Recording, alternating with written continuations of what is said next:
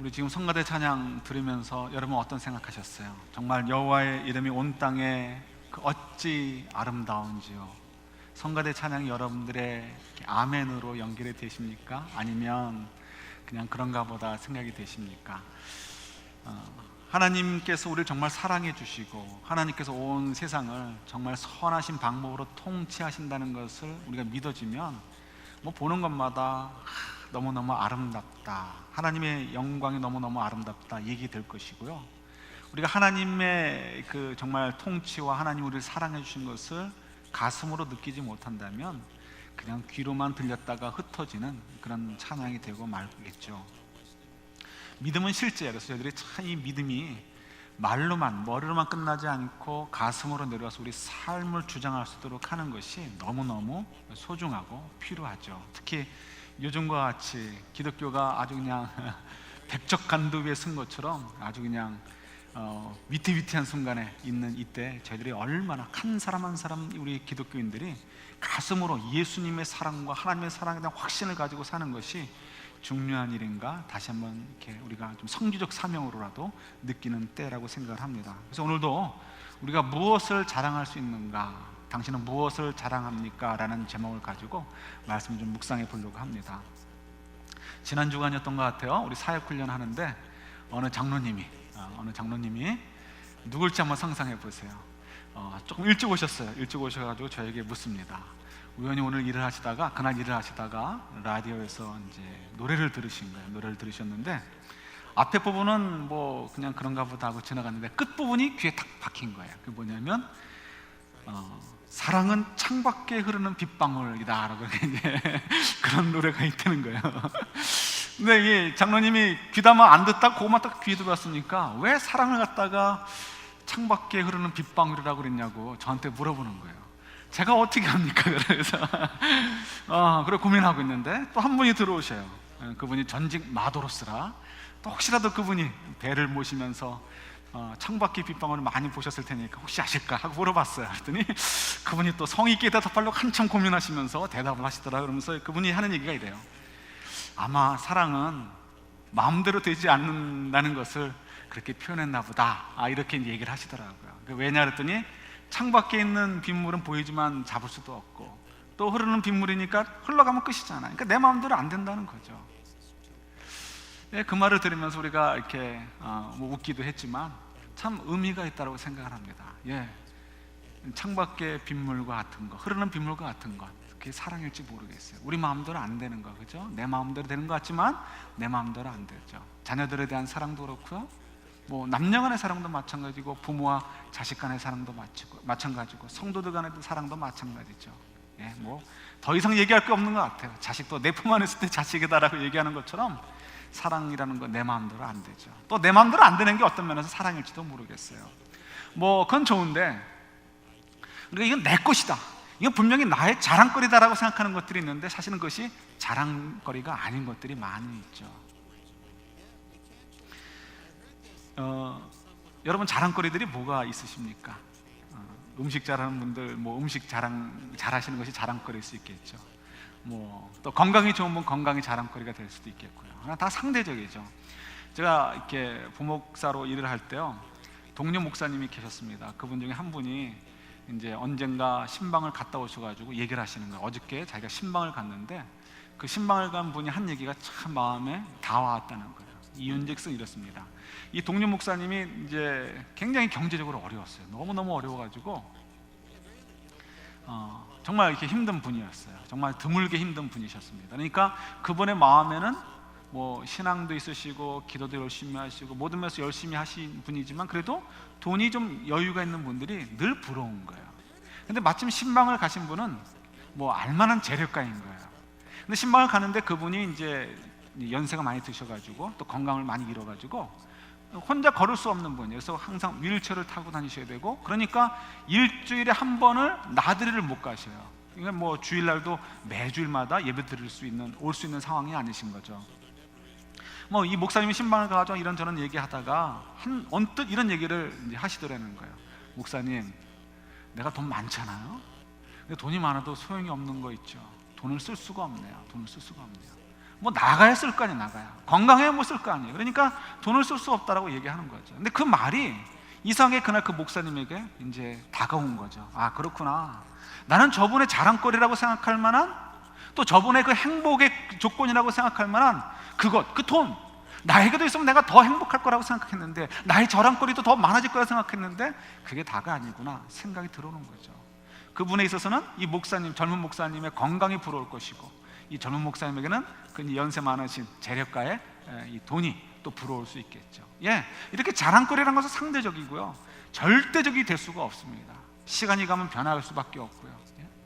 흐르는 빗물처럼 언제든지 체인지 될 수 있어요. 그래서 우리가 정말 진정으로 우리가 자랑해야 될 것이 무엇인가 잘 생각하는 것이 필요한 것 같아요. 뭐 이게 뭐 사족이 들는지 모르겠지만, 이거 가정만 생각해도 마찬가지예요. 가정이 어떻게 하면 행복할 수 있을까요? 어떻게 하면 행복할 수 있을까요? 뭐 돈이 많으면 편리해요. 컨비니언하다고 하죠. 좋은 점이 있어요. 뭐 온 가족이 건강하면 그것도 좋은 점이 있어요. 온 가족이 공부들 잘하면 그것도 좋은 점이 있어요. 자녀들 때문에 속상할 만한 일이 없으면 그것도 좋은 점이 있어요. 그러나 이런 것들 때문에 그 가정이 행복하다라고 어느 누구도 얘기하지 않습니다. 그죠? 그건 어느 누구도 얘기하지 않아요. 아주 바보가 아닌 이상은 그렇게 얘기하지 않습니다.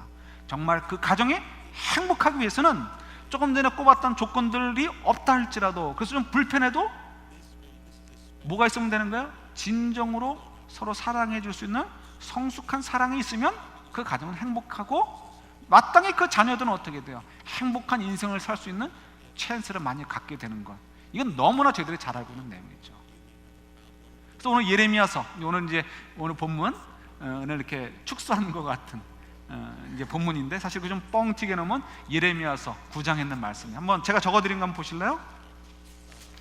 주보에 껴있던 거, 우리 그 설교 요약 한번 보세요. 우리 1번 밑에 하나님 외에는 어느 것도 진정한 자랑이 될 수 없습니다라는 서브타이틀 밑에 우리 예레미야서 9장 23절 24절 적어드렸는데, 한번 같이 받겠습니다. 시작. 여호와께서 이와 같이 말씀하시되 지혜로운 자는 그의 지혜를 자랑하지 말라, 용사는 그의 용맹을 자랑하지 말라, 부자는 그의 부함을 자랑하지 말라. 자랑하는 자는 이것으로 자랑할지니 곧 명철하여 나를 아는 것과 나 여호와는 사랑과 정의와 공의를 땅에 행하는 자인 줄 깨닫는 것이라. 나는 이 일을 기뻐하노라. 여호와의 말씀이니라. 아멘. 이게 뭐 또 복잡한 얘기 같아요. 쉽게 얘기하면 이거예요.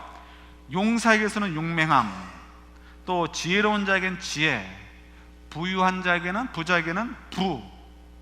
그러니까 가장 그 각 사람들이 자랑할 만한, 자기에게 가장 자랑할 만한 것이라고 여기는 것들조차도 뭐라고, 어떻게 하라고요?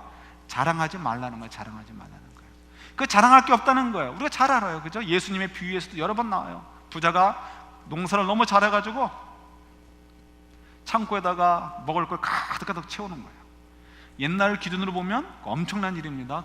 그리고는 몇 년간 먹을 거 걱정 안 해도 되겠다 하면서 배 툭툭 두드리면서 하룻밤을 지나게 되는 거예요. 얼마나 기뻤겠습니까? 얼마나 자랑하고 싶겠어요. 근데 그날 밤 하나님께서 그를 데려가시는 거예요. 아무것도 아닌 거예요. 아무리 건강하고 육체적인 능력이 있어서 운동도 잘하고 해도 아차해서 허리를 삐끗해서 다치거나, 그러면 평생 휠체어 타야 되는 인생밖에 안 되는 거예요. 어느 것도 우리가 자랑할 것이 없어요. 다 흘러가는 것들이고 변하는 것들이고요. 우리가 이거 분명히 내 거야, 내 실력으로 내가 잡을 수 있는 거야 라고 여기는 것들도 언젠가 그것이 정말 손에 든 물처럼 쑥 빠져들고 사라질지 모르는 것이기 때문에 그래요. 그래서 하나님이 우리에게 알려주시는 거죠. 하나님이 그의 백성들을 사랑하셔서 알려주시는 거예요. 얘들아, 그런 것 가지고 자랑하지 마. 너희들이 진정으로 자랑할 것은 뭐냐면 너희들을 영원히 변치 않고 사랑하는 나 여호와 하나님, 너희들을 변치 않고 인도해주는 나 여호와 하나님, 너희들을 사랑하는 나 여호와 하나님을 너희들이 자랑해야 되라고 말씀하고 계시는 거죠.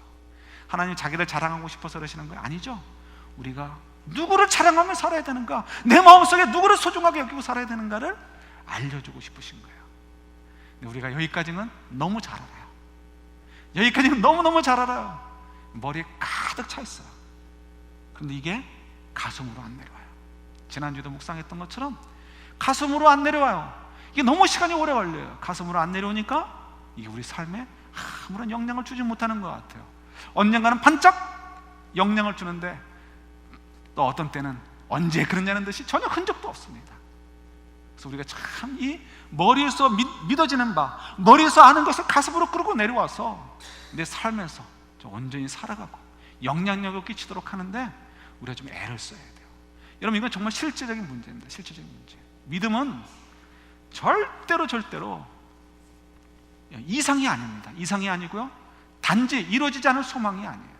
하나님께서 해주신 약속은 반드시 성취되어지고요, 하나님이 하신 말씀은 반드시 그럴 수밖에 없다는 것이 우리가 사는 현실이라는 것을 저희들이 기억을 하셔야 돼요. 그래서 저희들이 정말 하나님이 우리의 자랑거리가 될 수 있는 거 아닌가 정말 질문을 해봐야 되고요, 우리 오늘 성가대 찬양처럼 온 땅에 정말 하나님의 영광이, 하나님의 그 정말 이름이 너무너무 아름다운가 우리가 한번 살펴보고 확인하고, 믿어지지 않으면 씨름을 하고 해결을 해서, 그죠? 그래서 우리의 자랑거리가 다른 것이 아니고, 우리 하나님, 온 우주를 창조하신 그 하나님이 나를 사랑해 주시네. 지금 현재 과학으로도 알 수 없는 이 우주의 그 큰 것을 창조하시고 운행하시고 다스리시는 그 하나님이 먼지만도 못한 나를 기억하시고 나를 축복하시고 존귀한 자라고 얘기하시네. 그 큰 우주보다도 내 하나를 더 영화롭다고, 더 귀하다라고 말씀하시네. 이런 믿음을 가지고, 이런 믿음을 우리가 가지고 살 수 있어야 되지 않겠어요? 그죠? 그러니까 우리가 이런 문제를 가지고 좀 고민을 좀 했으면 좋겠어요. 그래서 오늘 제 두 번째 제목이 뭐죠? 두 번째 제목은 당신이 자랑할 만한 것이라고 생각하는 것은 당신을 변화시켜 줍니다 라는 것을 좀 저희들이 좀 한번 주목을 했으면 좋겠어요. 여러분 잘 아시는 것처럼 그 예수님의 비유 가운데 제일 유명한 비유, 탕자의 비유 한번 오늘 좀 잠깐만 얘기해 보려고 합니다. 뒤에 벌써 이제 그림이 떴는데요, 이게 유명한 탕자의 비유를 가지고 그림을 그린 탕자의 귀환이라는 그런 그림입니다. 이제 네덜란드 화가인 렘브란트 벌써 딱 그림 보면요, 짙다, 어둡다, 그리고 빛이 대조된다면 거의 틀림없이 렘브란트예요. 뭐 몰라도 저거 렘브란트 이러면 거의 맞아요. 이 렘브란트는 이 그림인데, 이분이 이렇게 이제 그 명암 대조를 통해 가지고요, 특별히 인물화를 많이 그리셨는데, 인물화 중에서도 그냥 단순히 눈, 코, 입을 그대로 그리는 것을 재미있어 하신 분이 아니고요, 그 사람의 내면의 모습을 어떻게든지 그려내려고, 그 그림 가운데 표현해내려고 애썼던 분이 렘브란트입니다. 그래서 한때 잘 나갔던 화가였는데 당시 사람들이 그걸 이해를 못해가지고, 눈, 코, 입만 잘 그리면 되지 뭐 내 속을 그려내려고 하냐 이래가지고 나중에 인기가 없어가지고 이제 굶어 죽다시피 하는, 나중에 처음에 굉장히 부유했는데 그런 이제 그러니까 인생의 종말을 맞은 분이기도 하죠. 이분이 성화를 많이 그렸는데 그 중에 하나가 이것이기도 합니다. 근데 이 렘브란트의 그림을 보면서 인생이 바뀐 분이 있어요. 그분의 얘기를 좀 나누려고 합니다. 저 그림의 이야기를 조금 소개는 하긴 해야 되겠죠. 여러분 잘 아시는 것처럼 아버지가 있고 두 아들이 있었어요. 두 아들이 있는데 이 둘째가 늘 언제나 둘째가 문제가 조금 되죠. 문제가 좀 튀고 싶어요. 그래서 둘째가 아버지에게 요구합니다. 나 돈 달라, 내 그 몫을 달라 얘기하죠. 보통 고대에는 아버지가 자녀들에게 이렇게 유산을 상속하게 되면 장자가 다른 아들에 비해서 2배를 받고요, 나머지는 한 몫씩을 받는다고 합니다. 그러니까 뭐 3분의 1이 될지 4분의 1이 될지 모르겠지만 그 재산을 가지고 이 둘째 아들이 집을 떠나게 됩니다. 집을 떠났는데 어떻게 해요? 그냥 쿨랑 다 그냥 써먹은 거죠. 그럼 고생하네요. 돼지 치는 데 가서 돼지 치는 일을 도와주는데 거기서도 밥을 얻어먹지 못하니까 어떻게 해요? 돼지가 먹는 주업 열매, 돼지 사료를 주인 몰래 먹다가 또 걸려가지고 쫓겨나다시피 나오게 된 거예요. 매 맞고 쫓겨나왔는지. 그러니까 생각하기를 그런 거죠. 야, 내가 여기서 이렇게 인간 이하의 삶을 사느니 창피하더라도 아버지한테 돌아가자. 그러면 아버지 집에 있는 하인들은 그래도 잘은 먹더라, 먹을 건 먹더라. 내가 아버지 밑에 가면 내가 아들은 뭐 더 이상 아들로서의 대접 못 받아도 내가 좀 종으로서라도 그래도 인간다운 삶을 살 수 있지 않겠는가 해서 아버지에게 돌아가는 거죠. 근데 아버지가 어떻습니까? 이놈 자식 오면 그냥 혼내주지, 이게 아니고요, 뭐 노인네라서 그랬는지 너무너무 사랑하니까 그냥 그걸 주체를 못해가지고 늘 언제나 마을 어귀에 서가지고 우리 아들이 언제 오나 쳐다보고 기다리고 있는 거예요. 그러다 이 아들 오는 것을 보니까 눈이 가물가물한 분이지만 너무 아들에 대한 사랑이 강해서 그랬는지 보이는 거예요. 달려가서 두 팔을 들고 안아주고 부도도 넣어주고, 둘째 아들이 용서해 주세요 뭐 이게 그게 귀에 들어와요? 안 들어요? 하나도 안 들어고 그저 돌아온 것이 너무 좋아서 너무 기뻐해서 안아주고 품어주는 거죠. 이게 이제 그 그림인 거죠. 이 아들의 옷이 누렇게 바랬잖아요. 얼마나 고생했는가를 보여주는 거고, 또 아버지를 이렇게 손길을 보면서 어떻게 우리가 정말 아버지가 모든 것들을 용서해주고, 그죠? 덮어주고 품어주고, 내 아들, 내 사랑하는 아들, 앞으로라도 내 사랑을 가지고 살아라, 내 사랑을 받으며 살아라, 이게 표현이 되고 있는 거죠. 자, 이건 저희들이 잘 알고요. 요 이제 그림을 우연히 본 사람이 있습니다. 누구냐면 여러분들이 너무 좋아하시는 헨리 나우엔이라는 분이 저 그림을 보게 되었어요. 헨리 나우엔이 하버드대 교수로 있을 때 이제 프랑스에 있는 이 선교 단체를 가지고요, 라루시라는 공동체를 가지고 이제 정신 지체자들이 모여 있는 공동체인데 그들을 섬기는 봉사 활동을 하게 되었습니다. 여기서 몇 달 봉사하다가 동료 이제 분의 사무실, 친구분의 사무실에 들어갔는데 저 그림에 오리지널이 아니고 4번 포스터가 이제 붙어 있는 것을 본 거예요. 근데 그 그림을 처음 보신 것 같아요. 근데 거기 이제 애들 말대로 필이 꽂힌 거예요. 딱 보는 순간 그냥 다리가 움직이지 않고요, 거기에 확 몰입돼 가지고 그냥 정신없이 이제 막 사고가 이제 막 발전이 되게 된 거죠. 그리고 3년 후에 저 그림의 원본을 보기 위해서 이제 러시아로 날아갑니다. 러시아의 에르미타주라는 미술관이 이제 저 원본이 있기 때문에 보러 간 거죠. 에르미타주라는 미술관의 이름을 제가 처음 들었어요, 이번에. 근데 알고 보니까 세계 3대 미술관 중에 하나래요. 두 개는 아시죠? 저 여러분 너무 잘 아시죠? 우리가 꼭 그렇게 불러야 되는지 모르겠지만 자기네들은 대형 제국 박물관이라고 부르는 거, 그죠? 예. 그 다음에 또 뭐 있어요? 루브르 박물관. 그러니까 이 뭐예요? 에르미타주, 이게 안 외워지더라고요. 에르미타주 미술관이라는 거 한 번도 못 들어본 이유가, 제가 공부할 때가 이 동서의 갈등, 이 공산주의와 이 적대시하고 있었던 때라 배워보지 못했던 것 같아요. 공부를 못해서 못 배웠는지 모르겠지만 어쨌든 이 에르미타주 미술관에 있다는 거죠. 그래서 이제 보러 가가지고 보는데 거기서 이제 완전히 매료가 된 거예요. 매료가 돼가지고 저 그림 속에서 하나님 메시지를 이분이 받은 거죠. 그 전까지만 해도 돌아온 탕자의 이야기는 탕자가 아버지께로 돌아온 것으로 끝나는 것이다 라고 생각을 했다는 거예요. 근데 가만히 저 그림을 보니까 아버지가 너무 좋은 거예요. 아버지가 너무 좋고 그 사랑이 너무 좋아요. 그러다 보니까 자기가 비워지고요, 그 아버지의 아름다운 모습, 그 성품, 그 사랑이 자기 속에 차는 거예요. 그러니까 그 다음에는 탕자의 비유의 이야기가, 탕자의 귀환이라는 그림을 통해서 얘기가 달라지는 거예요. 무엇으로 끝나는 것이 아니라고요? 둘째 아들이 돌아왔네로 끝나는 것이 아니고요, 바뀌어서 어떻게 됐냐면, 나도 아버지처럼 돼야 되겠구나. 이전까지만 해도 돌아온 탕자를 이야기를 들으면서 나도 아버지께로 돌아가서 축복받는 자가 되어야지라는 것으로만 생각을 했는데, 이제 그 아버지가 너무 좋은 것에 매료되다 보니까요, 자기가 비워지고 아버지가 채워지니까 나도 아버지처럼 축복을 나눠주는 사람, 긍휼을 베풀어주는 사람, 은혜를 나눠주는 사람이 돼야지 하는 생각으로 바뀌었다는 거예요. 무엇 때문에? 자기의 자랑거리가 무엇인지 가슴으로, 머리로가 아니고 가슴으로 느껴지니까, 깨달아지니까 체인지 되는 거죠. 삶이 바뀌게 되는 거예요. 생각이 바뀌게 되는 거예요. 그래서 이분이 이제 러시아에서 돌아온 다음에 하버드 대학의 자리를 퀴트하고 그만두고 그다음 이제 카나다에 가가지고 동일한 라루시 공동체에서 이제 나머지 여성을 섬기게 되었다는 거죠. 재밌는 것은 이분의 인생이 체인지 되는데도 저 그림이 역할을 했는데요, 10수년 후에 어느 방송국에서 당신의 이제 그 이야기를 좀 찍자 해가지고 이제 찍는 과정에서 저 그림을 보러 이제 직접 러시아까지 가자 이런 계획을 짜고 이제 출입을 계획을 했는데요, 저 여행을 하기 위해서 준비하다가 그만 이제 돌아가시게 되었다는 거죠. 그러니까 참 드라마틱한 인생을 사신 것 같아요. 저 참 멋있는 그림인 것 같아요.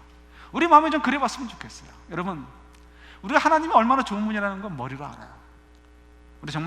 우리가 정말 바보가 아닌 이상은 반드시 천지를 창조한 분이 있어요. 그렇죠? 제가 잊지 못하는 후배들 가운데 그런 후배가 있어요. 이대 다니는 후배 아이인데 언젠가 저희 이 대학부 모임에 온 거예요. 찾아온 거예요. 찾아왔는데 물어보니까 어떻게 왔냐고 물어봤으니까 자기가 생물학을 공부하는데 공부하다 보니까 분명히 창조자가 있을 거라는 거예요. 그래가지고 고민하다가 교회를 찾아왔다는 거죠. 정말 좋은 이제 믿음의 사람으로 변하게 되었죠. 예, 적어도 내 고집을 가지고 이건 아니야라고 무조건 제껴놓고 덮어놓고 억지를 부리지 않는 한은 우리가 조금만 양심을 가지고 본다면 이 세상은 반드시 창조자가 있을 수밖에 없어요. 오죽은 창조자가 있을 수밖에 없고요, 저절로 돌아갈 수가 없어요. 반드시 이것을 운영하는 분이 계실 수밖에 없다는 것을 우리가 알아요. 그럼에도 불구하고 우리가 이게 머리로는 좀 그래도 수긍이 되는데 이 가슴으로 안 믿어지는 거예요. 가슴으로. 그러니까 우리 삶에 변화가 없어요. 변화가 없어요. 우리 자랑거리가 하나님이라는 것을 머리로는 인식하는데 가슴으로 내려오지가 않으니까요, 예? 우리가 참 변화가 되지 않아요. 우리 삶이 변화가 되지 않아요. 우리 가슴이 비워지고 아버지의 가슴으로 채워지지 않는 것을 우리가 고백할 수밖에 없어요.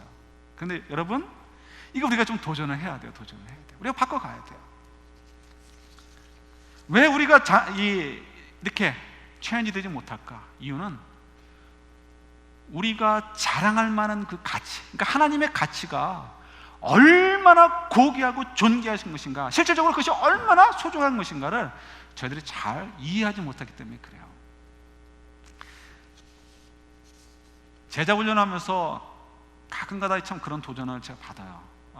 어떤 도전을 받냐면 예수님과 사도 바울과 저희를 비교하는 그런 이제 내용들이 있는데요, 그 중에 이런 내용이 있어요. 예수님이 이 백성들을 보면서 목자 없이 유리하는 양떼들 같다, 아주 막 너무너무 슬퍼하시는 모습이 기록되어 있고요, 또 사도 바울이 그 믿지 않는 자기 동족들을 향해서 너무너무 찢어지는 가슴으로 막 아파하면서 이 사람들을 구원할 수 있다면 내가 하나님에게 의해서 끊겨져도 좋겠다라고 할 정도로 그렇게 아파하는 것을 발견하게 됩니다. 그러니까 너무너무 그 구원받지 못하는 백성들에 대해 아파하는 거죠. 근데 가만히 보면 제가 그런 마음이 부족한 것 같아요. 없는 것 같아요. 저희들이 그런 마음이 부족해요. 왜 그럴까요? 거기는 예수님이고 사도 바울이고 나는 우리는 이렇잖아, 그러니까 당연히 차이가 있지요. 아니요, 그렇지 않거든요. 그 차이가 무엇이 있을까? 어디 있을까? 여러 가지가 있겠지만 딱 한 가지만 핵심으로 찔러나면 이거를 꼽을 수 있을 것 같아요. 예수님은 더 이상 말할 것도 없고요, 사도 바울만 가지고 얘기해도 좋을 것 같아요. 사도 바울은 어떻습니까? 어디를 갔다 왔죠? 삼층천 하늘을 가서 보고 왔단 말이에요. 천국을 보고 왔단 말이에요. 천국을 보고 오니까 어떻게 해요? 천국이 너무 좋은 거야. 너무 좋은 거. 너무 좋으니까 어떻게 해요? 이 땅의 것들, 그동안 이렇게 소중하게 여겼던 것들, 그동안 나의 자랑거리다고 여겼던 것들이 어떻게 해요? 다 아무것도 아니구나 하는 것들을 느껴지게 되는 거죠. 이걸 어떻게 설명하면 좋을까요? 우리 아프리카 아이들 보면서 참 마음 아파합니다. 아프리카 아이들이 어렸을 때부터 10살이 되기 전부터요, 이 다이아 광산 이런 데를 끌려다가요. 그리고 그럴 때 그 다이아 광산을 서로 그 주도권을 잡기 위해서 10살도 안 된 아이들에게 마약을 주입해가지고요, 총을 쥐어주고 칼을 쥐어줘가지고 상대방 종족들을 죽이고 해하는 것을 즐거워하고 기뻐하고 칭찬해주는 것들로 느껴지도록 만들어준다고 합니다. 그러니까 그 아이들이 거기에 이제 너무 익숙해져가지고요, 누군가 어떤 아이가 그 일에서 큰 상처를 받고 이제 육체의 상처를 받고 이제 마침 선교사님들이 운영하는 곳에 와서 치료를 받는데요, 1년 2년 치료를 받은 다음에도 그가 하는 얘기가 뭐냐면 자기 몸이 나아지고 다 치유되면 다시 그 전쟁터로 나가고 싶고 다시 그곳에서 사람들을 죽이고 싶다, 이렇게 얘기를 한다는 거예요. 너무너무 마음이 아픈 거죠. 아무리 자기 인생은 다 행복한 거라고 가치 있는 거라고 얘기를 해도 객관적으로 우리가 그것은 안 좋은 것이라는 것을 알아요. 적어도 저희들이라면 어떻게 하겠습니까? 우리가 사는 이 땅에서의 삶을, 인간다운 삶이 무엇인지를 아니까 그 아이와 같은 삶으로 우리를 던져놓는다면 어떻게 해서 우리가 그건 의미가 없어요, 이건 월슬리스한 거야라고 우리가 담대하게 얘기할 수 있잖아요. 그러니까 사도 바울이 그런 거죠. 사도 바울이 얘기하고 싶은 게 그거예요. 너무너무 지금 자기가 천국을 가서 보니까 환상 중에 봤던, 꿈속에서 봤던 그 천국을 보고 오니까 이 세상의 모든 것들이 너무너무 무가치하게 여겨졌다는 거죠. 그러니까 어떻게, 그 다음에는 사도 바울이 그것을 모르는 사람들을 향해서 불타는 마음이 생기는 거예요. 저 좋은 곳, 저 좋은 곳을 그들이 가도록 도와줘야 되는데, 저곳에 가지 못하면, 하나님의 사랑을 받지 못하면 영원한 시험과 형벌 아래 놓이게 될 텐데 너무너무 가슴이 찢어지도록 아프고 불타는 거죠. 그 이 마음이 있기 때문에 사도 바울이 그렇게 모든 것들을 뒤로 미루고 그 복음을 증거하기 위해서 애썼던 것을 보게 됩니다. 저와 여러분들에게 있어서 차이점은 뭐예요? 우리가 가보지 못했으니까 좀 아쉬움이 있는데 여기서 차이가 너무 나는 거예요. 사도 바울처럼 하나님의 사랑, 천국, 심판, 지옥, 이런 문제에 대해서 우리가 머리로는 끄덕끄덕거리지만 우리도 모르게 배짱 튕겨요. 가봐야 알지. 가슴으로 안 믿어져요. 가슴으로 안 다가와요. 그러니까 어떻게 해요? 말로는 믿는다고 하면서도 천국을 그리는 삶, 하나님의 사랑을 자랑하는 삶을 저희들이 살지 못해요. 그런데 우리의 목표는 뭐예요? 교회에서 인정받는 사람들이 아니에요. 그죠? 우리의 목표는 거기에 있잖아요. 우리의 목표는 말씀은, 하나님의 약속은 그대로 이루어진다는 것, 믿음은 실제라는 것을 우리가 분명히 믿고 그런 삶을 사는 것이 우리의 목표잖아요. 그러면 저희들이 이것을 그냥 대충 넘어갈 게 아니고요, 진지하게 고민해야 돼요. 어떻게 하면 좋을까? 어떻게 하면. 우리가 머리로 알아요. 몰라서 그러는 게 아니야. 아니까 이걸 가슴으로만 끌어내리면 돼요. 그래서 어떻게 해요? 프랙티스가 필요해요. 연습이 필요해요. 삶의 연습이 필요해요. 그래서 여러분, 서로 만남을 자주 가지십시오. 목장 모임도 가지시고요, 자꾸 여러분들 모임을 가지세요. 모임을 만나셔가지고 어떻게 해요? 그래도 그중 일주일에 한 번 정도는 말씀에 대한 고민들도 좀 나누시고요, 그리고 함께 기도도 하시고, 서로 우리의 가치를 좀 키워갈 만한 것들을 얘기하시는 것이 필요해요. 그런 것 없이 되지 않습니다. 혼자 돛 닦아서 되는 경우가 없어요. 절대 그럴 수 없습니다. 더 쉬운 방법 하나 얘기할까요? 우리 연초에 얘기했던 거 있죠. 거울에 붙이는 걸 한번 만들고 싶은데 어떻게 만들어야 될지 몰라가지고 고민 중인데요, 여러분 아침마다 샤워하시고 나서 혹은 세수를 하시고 나서 아니면 옷깃을 여무시면서 거울을 보시면서 한번 얘기해 보세요. 거울에 그렇게 써 있다고 생각하세요. 너는 하나님의 사랑을 받는 자야. 너는 하나님이 사랑하셔서 천국에서 이 땅으로 파송받은 자야. 너는 이 땅에 살면서 열매를 남길 것이고 다시 천국으로 올라갈 거야. 천국에 올라가면 하나님이 너를 품으시고 상급을 주실 거야. 너는 그만큼 존귀한 존재란다. 좀 길죠? 이걸 제가 줄일 방법이 없어가지고 지금 못 만들고 있는데, 멋있는 말로 줄이면 제가 이렇게 바이널 같은 걸로 만들어 여러분 좀 거울에 붙이고 좀 그렇게 좀 스스로 좀 챌린지하면서 살게 하고 싶은 마음이 있어요. 우리 마음에 아침마다 적어도 하루에 한 번씩이라도 좀 생각을 하는 것이 좀 필요해요. 여러분, 그걸 통해서 하나님의 사랑이 정말 무엇인가, 천국에 과연 어떤 곳인가 고민하게 되고요, 기도하게 되고, 그리고 그 속에서 우리 속에 계시는 성령께서 어떻게 해요? 역사하셔서 우리도 모르게 출입을 가는 거예요. 천국으로 여행을 가게 되고요, 그죠? 그리고 하나님과의 만남을 갖게 되고요, 하나님이 어떤 분인가, 하나님이 어떤 사랑으로 우리를 베풀어 주시는가를 우리가 점점 더 알아가게 되고요, 천국이 어떤 것인가를 더욱더 저희들이 분명하게 머릿속에 그려져 가고, 그것이 가슴으로 내려오면서 어떻게 해요? 이제 우리 삶이 체인지 되는 일들이 벌어지게 되는 거죠. 여러분, 우리의 인생을 살면서 우리 자랑거리가 분명해야 돼요. 그 자랑거리가 정말 보석과 같이 빛나도록 우리가 만들어야 돼요. 어떻게 하면 되겠습니까? 다른 데 가서 우리가 자랑거리 찾으려고 하지 마십시오. 우습잖아요.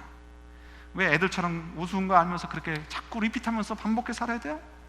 우리의 진정한 자랑, 영원히 변치 않는 자랑, 그 하나님의 사랑, 그 온 우주를 창조하시고 다스리신 하나님이 저와 여러분들을 사랑하시고 아시고 인도하고 계시고, 그리고 우리를 너무너무 사랑하셔서 우리에게 하나님 하나님의 놀라운 영광들로 채워주기를 기대하시고 지금도 이렇게 인도해 주겠다는 것을 우리 좀 깨닫고요, 이것을 자랑하면서 살 수 있는 저희들, 그리고 이것이 자랑스러워서 어느덧 우리가 하나님 아버지를 마음속에 소유하고 체인지 되어져 가는 저희들이 될 수 있기를 주님의 이름으로 축원합니다.